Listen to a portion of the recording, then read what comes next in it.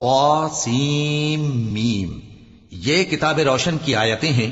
اے پیغمبر، ہم تمہیں موسیٰ اور فرعون کے کچھ حالات مومن لوگوں کے سنانے کے لیے صحیح صحیح سناتے ہیں کہ فرعون نے ملک میں سر اٹھا رکھا تھا اور وہاں کے باشندوں کو گروہ گروہ بنا رکھا تھا۔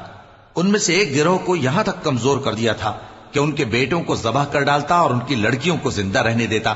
بے شک وہ مفسدوں میں تھا، اور ہم چاہتے تھے کہ جو لوگ ملک میں کمزور کر دیے گئے ہیں ان پر احسان کریں اور ان کو پیشوا بنائیں اور انہیں ملک کا وارث بنائیں، اور ملک میں ان کو قدرت دیں، اور فرعون اور حامان اور ان کے لشکر کو وہ چیز دکھا دیں جس سے وہ ڈرتے تھے۔ اور ہم نے موسیٰ کی ماں کی طرف وہی بھیجی کہ اس کو دودھ پلاؤ، پھر جب تم کو اس کے بارے میں کچھ خوف پیدا ہو تو اسے دریا میں ڈال دینا، اور نہ تو خوف کرنا اور نہ رنج کرنا، ہم اس کو تمہارے پاس واپس پہنچا دیں گے اور بعد میں اسے پیغمبر بنا دیں گے۔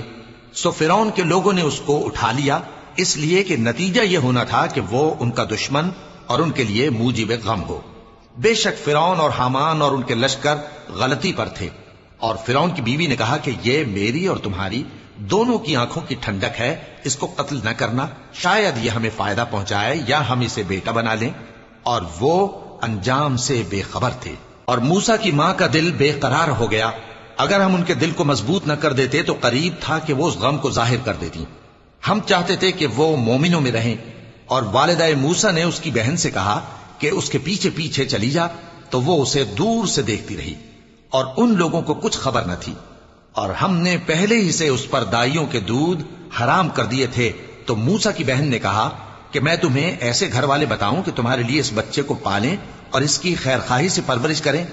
سو ہم نے اس طریق سے ان کو ان کی ماں کے پاس واپس پہنچا دیا تاکہ ان کی آنکھیں ٹھنڈی ہوں اور وہ غم نہ کھائیں، اور معلوم کر لیں کہ اللہ کا وعدہ سچا ہے، لیکن اکثر لوگ نہیں جانتے۔ اور جب موسیٰ جوانی کو پہنچے اور بھرپور جوان ہو گئے تو ہم نے ان کو حکمت اور علم عنایت کیا، اور ہم نیکوکاروں کو ایسا ہی بدلہ دیا کرتے ہیں۔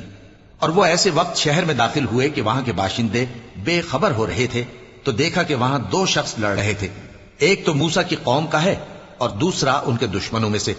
تو جو شخص ان کی قوم میں سے تھا اس نے دوسرے شخص کے مقابلے میں جو موسیٰ کے دشمنوں میں سے تھا مدد طلب کی، تو موسیٰ نے اس کو مکہ مارا اور اس کا کام تمام کر دیا۔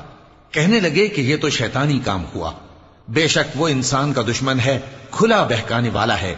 بولے کہ اے پروردگار، میں نے اپنے آپ پر ظلم کیا، سو تو مجھے بخش دے، تو اللہ نے ان کو بخش دیا، بے شک وہ بخشنے والا ہے، مہربان ہے۔